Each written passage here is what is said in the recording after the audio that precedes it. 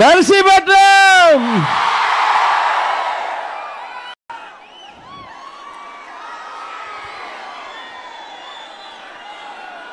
ఇలా కన్నులెత్తి చూస్తే కంటి చూపు వేరకు మనుషులే కనిపిస్తా ఉన్నారు. ఆ రోజు పాదయాత్ర అప్పుడు నాకు గుర్తుంది. ఆ రోజున హోరున వర్షం పడతా ఉంది. ఆ రోజున వర్షాన్ని లెక్క చేయలేదు. ఈ రోజైతే మండుతున్న ఈ ఎండను కూడా లెక్క చేయడం లేదు. మీ ఆప్యాయతలకు, మీ ప్రేమానురాగాలకు, ప్రతి అక్కకు, ప్రతి చెల్లెమ్మకు,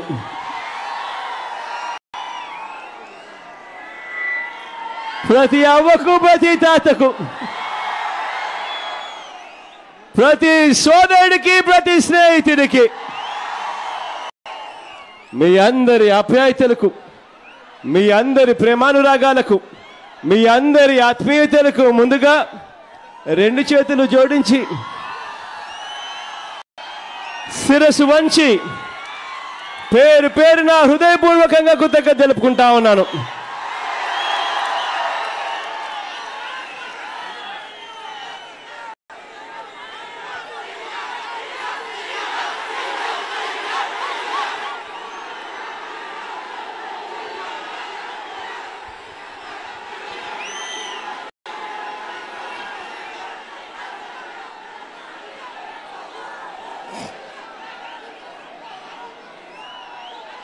మూడు 3648 కిలోమీటర్ల పాదయాత్ర జరిగింది. 3648 కిలోమీటర్లు నడిచాను. 13 జిల్లాల ప్రజల కష్టాలు విన్నాను. ఆ కష్టాలను నా కళ్ళారా చూశాను. రాష్ట్రంలోని ప్రతి అణువులో, ప్రతి అడుగులో, ప్రతి కుటుంబం ఏమనుకుంటుందో విన్నాను. ఈ రాష్ట్రంలో సహాయం కోసం ఎదురు చూస్తున్న ప్రతి మనిషి, ప్రతి కుటుంబానికి ఈ వేదిక మీద నుంచి ఒక మాట ఇస్తా ఉన్నాను. రాష్ట్రంలో సహాయం కోసం ఎదురు చూస్తా ఉన్న ప్రతి కుటుంబానికి, ప్రతి మనిషికి ఈ వేదికపై నుంచి ఒక్క మాట ఇస్తున్నాను. నేను విన్నాను, నేను ఉన్నాను అని చెప్పి ఈ వేదిక మీద నుంచి నేను మాటిస్తా ఉన్నాను. గిట్టుబాటు ధర లేక, రుణమాఫీ కాక, 5 ఏళ్ళు కరువు వచ్చినా కూడా పట్టించుకొని ప్రభుత్వాన్ని కూడా చూశాం. ప్రజలు పడుతున్న కష్టాలను ఏమాత్రం కూడా లెక్క చేయని ప్రభుత్వాన్ని చూశాం. ఎస్సీలు, ఎస్టీలు, బీసీలు, మైనారిటీలు, పేద దిగువ మధ్య తరగతి కుటుంబాల ఆవేదన విన్నాను. పూర్తి ఫీజు రీయింబర్స్మెంట్ రాక ఆత్మహత్య చేసుకున్న విద్యార్థుల తల్లిదండ్రుల కష్టాలను నా కళ్ళారా చూశాను. 108 అనే నెంబర్కు ఫోన్ కొడితే కుయ్ కుయ్ కుయ్ అంటూ రావాల్సిన అంబులెన్సులు రాకపోవడం చూశాను. ఆరోగ్యశ్రీ అమలు కాక వైద్యం కోసం ఆస్తులు అమ్ముకుంటా ఉన్న కుటుంబాలను చూశాను. దీర్ఘకాలిక వ్యాధులతో బాధపడుతూ మంచాన పడితే, కుర్చీకే పరిమితమైతే, గ్రామాలలో పరాలసిస్ వచ్చి కుర్చీకే పరిమితమైన రోగాలను చూస్తాను. వాళ్ళను పట్టించుకునే దిక్కున్న, పట్టించుకునే నాతుడుకరమైన పరిస్థితులను కూడా చూశాను. మద్యానికి బానిసలై ఆరోగ్యాన్ని పాడు చేసుకోవడంతో పాటు కుటుంబాలు పడతా ఉన్న కష్టాలను కూడా చూశాను. మన రాష్ట్రంలో ఎక్కడ ఉద్యోగం రాక అక్షరాల 2,30,000 ఉద్యోగాలు ఖాళీగా ఉన్నా భర్తీ చేయక, నోటిఫికేషన్లు ఇవ్వక ఆ ఉద్యోగాల కోసం ఎదురు చూస్తా ఉన్న ఆ పిల్లలు నా కళ్ళారా చూశాను. ఉద్యోగాలు ఇస్తామని ఉద్యోగాలు ఎగరగొట్టి ఉద్యోగాలు ఇవ్వలేకపోతే 2000 రూపాయలు నిరుద్యోగ భృతి ఇస్తాము అన్న మాటలు విన్నాను. ఎగరగొట్టిన మోసాన్ని నా కళ్ళారా చూశాను.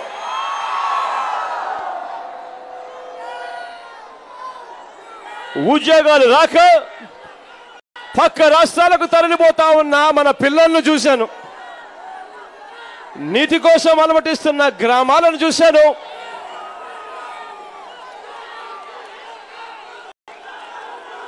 పిల్లల్ని చదివించడం కోసం కూలీలకు పోతా ఉన్న అక్క చెల్లెమ్మల కష్టాలను విన్నాను.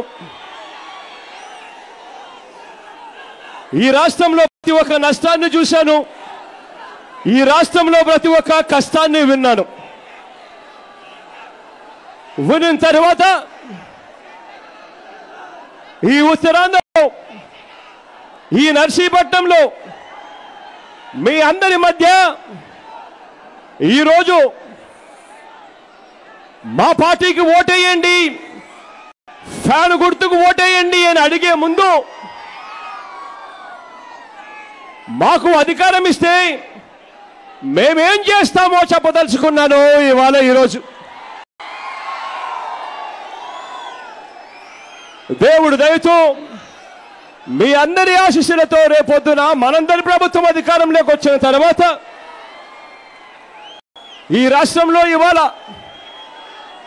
రేషన్ కార్డు కావాలన్నా లంచాలు, మరుగుదొడ్లు కావాలన్నా లంచాలు, రేషన్ పెన్షన్ కావాలన్నా లంచాలు జరుగుతూ ఉన్న ఈ పరిస్థితుల్లో మట్టి నుంచి ఇసుక దాకా ఏదీ వదలకుండా దోచేస్తా ఉన్న ఈ పరిస్థితుల్లో ఈరోజు ఈ రాష్ట్ర ప్రజలకు చెప్తా ఉన్నాను, రేపొద్దున దేవుడు ఆశీర్వదించి మనందరి ప్రభుత్వం అధికారంలోకి వచ్చిన తర్వాత అవినీతికి తావు లేని పరిపాలన ఇస్తాను అని చెప్పి మీ అందరికీ మాట చెప్తా ఉన్నా.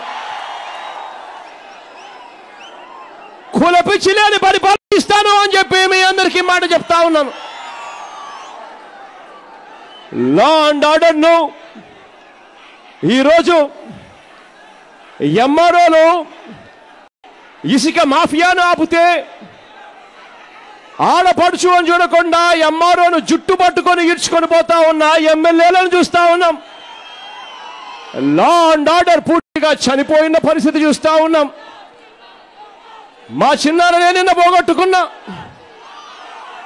సాక్షాత్తు ఇంట్లోకి దూరి అడ్డగోలుగా నరికిన లా అండ్ ఆర్డర్ సిచ్యువేషన్ కూడా చూస్తా ఉన్నాము. లా అండ్ ఆర్డర్ కు టాప్ మోస్ట్ ప్రయారిటీ ఇస్తాను అని చెప్పి హామీ ఇస్తా ఉన్నాం. తల్లిదండ్రుల మీద చదువుల భారం లేకుండా చేస్తాను అని చెప్పి హామీ ఇస్తా ఉన్నాను. ప్రతి ఒక్క ప్రభుత్వ పాఠశాలను ఇవాళ స్కూళ్ళు ఎలా ఉన్నాయో ఫోటోలు తీస్తాము. రేపొద్దున అధికారంలోకి మనం వచ్చిన తర్వాత 2 సంవత్సరాల కాలంలో ఈ స్కూళ్లను అభివృద్ధి చేసి ఎలా మార్పు చేశాము అన్న ఫోటోలు కూడా చూపిస్తాను అని చెప్పి హామీ ఇస్తా ఉన్నా.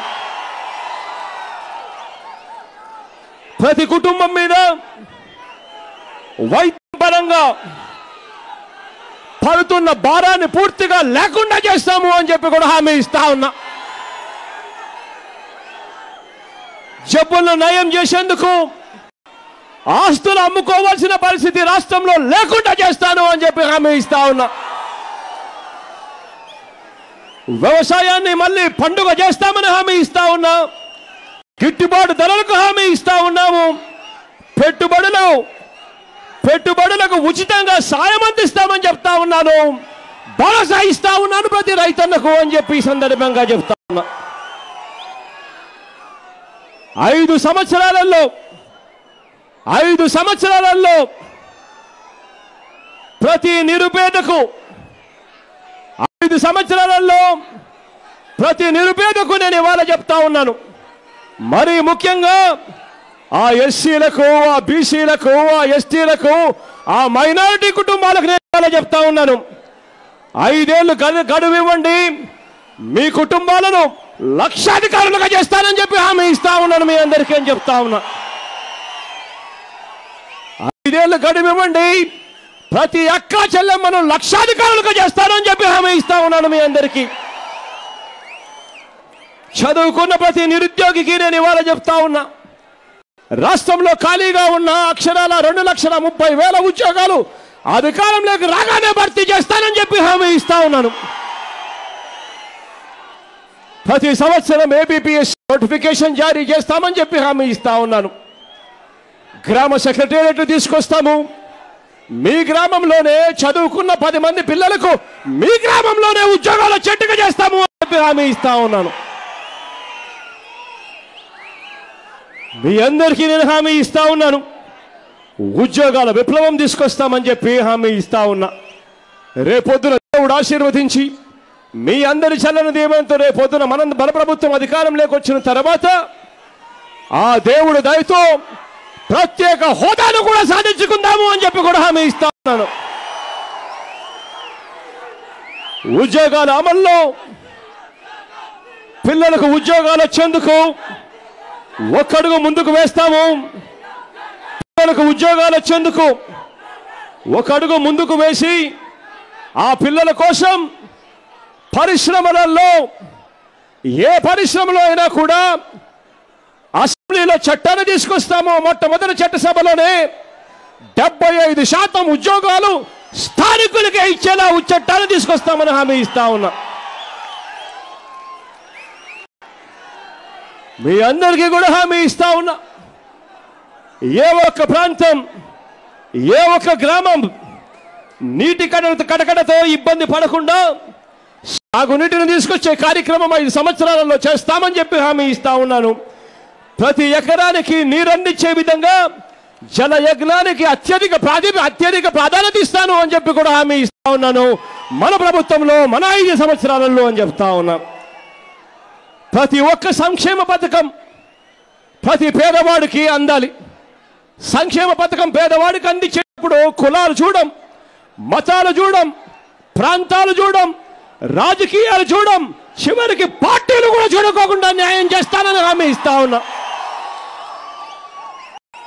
అధికారంలోకి వచ్చిన మొట్టమొదటి రోజే జన్మభూమి కమిటీలను రద్దు చేస్తాము అని చెప్పి హామీ ఇస్తా ఉన్నాను.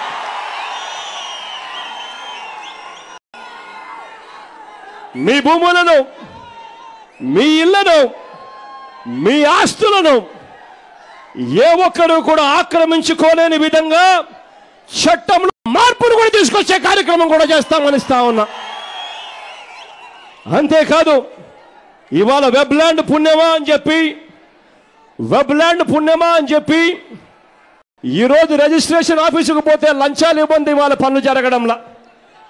వెబ్లాండ్ పుణ్యమా అని చెప్పి మీ భూములు మీ పేరుతో ఉన్నాయో కూడా లేదో కూడా తెలియని పరిస్థితిలో ఇవాళ ప్రజలు ఉన్నారు. ఈ వ్యవస్థను పూర్తిగా ప్రక్షాళన చేస్తాం.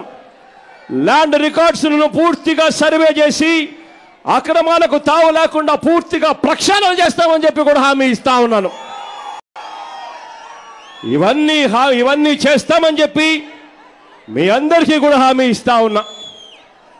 మీరు ఫ్యాను గుర్తుకు వేసే ఓటు మీ పిల్లల చదువులు, వారి ఉద్యోగాలు, మీ ఆరోగ్యం, మీకు వచ్చే ఆదాయం, ఇలా ఏది తీసుకున్నా కూడా మీ జీవితంలో మీరు కని విని ఎన్ని విధంగా మంచి మార్పు పలుకుతుంది రాబోయే ఎన్నికల్లో అని చెప్పి మీ అందరికీ హామీ ఇస్తా ఉన్నా. మీ అందరికీ నేను ఇవాళ ఒక్కటే చెప్పదలుచుకున్నా. ఎన్నికలు వచ్చేస్తా ఉన్నాయి. ఏప్రిల్ 11వ తారీఖున మనము పోరాటం చేస్తా ఉన్నది చంద్రబాబు నాయుడు గారు అనే జిత్తులు మారి నక్క పోరాటం చేస్తా ఉన్నామన్నది మర్చిపోవద్దని చెప్తా ఉన్నా.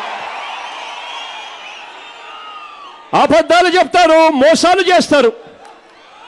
చివరకు వీళ్ళంతా కూడా ఏం చేస్తారో తెలుసా? ఎన్నికలు వచ్చేసరికి, ఎన్నికల దగ్గర పడేసరికి గ్రామాలకు మూటల డబ్బులు పంపిస్తారు. అవినీతితో సంపాదించిన డబ్బు చాలా ఉంది వీళ్ళ దగ్గర. మూటలు మీ దగ్గరికి, మీ గ్రామాలకు డబ్బులు పంపిస్తారు. డబ్బులు పంపించి మీ చేతిలో 3,000 రూపాయలు డబ్బులు పెట్టి ప్రలోభాలు పెట్టేందుకు కూడా ప్రయత్నం చేస్తాడు ఈ మనిషి చంద్రబాబు నాయుడు గారు. రాబోయే రోజుల్లో ఒకటి గుర్తుపెట్టుకోండి. మీ గ్రామంలో మీరు వెళ్ళినప్పుడు మీ గ్రామంలో ఉన్న ప్రతి అక్కకు చెప్పండి, ప్రతి చెల్లమ్మకు చెప్పండి, ప్రతి అన్నకు చెప్పండి, అక్క, అన్న, చెల్లి, చంద్రబాబు నాయుడు గారు ఇచ్చే 3,000 రూపాయలకు మోసపోవద్దమ్మా అని చెప్పి గట్టిగా చెప్పండి. రేపొద్దున దేవుడు ఆశీర్వదించి 20 రోజుల్లో మన ప్రభుత్వం వస్తుంది. అన్న ముఖ్యమంత్రి అవుతాడు. అన్న ముఖ్యమంత్రి అయిన తర్వాత మన పిల్లలను మనం కేవలం బడులకు పంపిస్తే చాలు.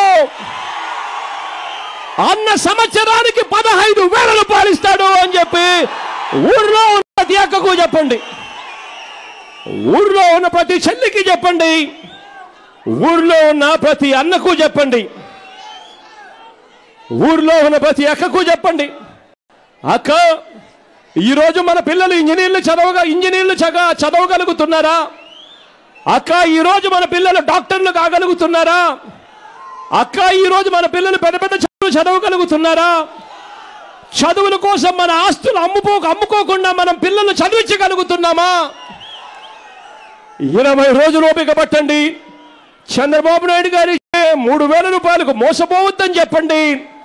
ఆ అక్కకు చెప్తూ రేపొద్దున అన్న ముఖ్యమంత్రి అవుతాడు. అన్న ముఖ్యమంత్రి అయిన తర్వాత మన పిల్లల చదువుల కోసం ఎన్ని లక్షలు ఖర్చైనా పర్వాలేదు, అన్న చదివిస్తాడు అని చెప్పి ప్రతి అక్కకు చెప్పండి. ప్రతి చెల్లికి చెప్పండి. చంద్రబాబు నాయుడు గారు ఇచ్చే 3,000 రూపాయలకు మోసపోవద్దు అక్క. 3,000 రూపాయలకు మోసపోవద్దు తల్లి. అన్ననే పొద్దున ముఖ్యమంత్రి అవుతాడు. వైఎస్ఆర్ చేయూత అన్న కార్యక్రమానికి అన్న శ్రీకారం చుడతాడు. 45 సంవత్సరాల నుంచి 60 సంవత్సరాల వయసులో ఉన్న ఆ ప్రతి అక్కకు, ఎస్సీ అక్కకు, ఎస్టీ అక్కకు, బీసీ అక్కకు, మైనారిటీ అక్కకు, ఆ ప్రతి అక్కకు అన్న తోడుగా ఉంటాడు. వైఎస్ఆర్ చేయూత అన్న కార్యక్రమం తీసుకొస్తాడు. ఆ ప్రతి అక్క చేతిలోనూ అన్న 75,000 రూపాయలు పెడతాడు. వైఎస్ఆర్ చేయూత అన్న కార్యక్రమంతో అన్న తోడుగా ఉంటాడు అని ప్రతి అక్కకు చెప్పండి. ప్రతి అక్కకు చెప్పండి. ప్రతి చెల్లెమ్మకు చెప్పండి. పొదుపు సంఘాల్లో ఉన్న ప్రతి అక్కకు, చెల్లెమ్మకు చెప్పండి.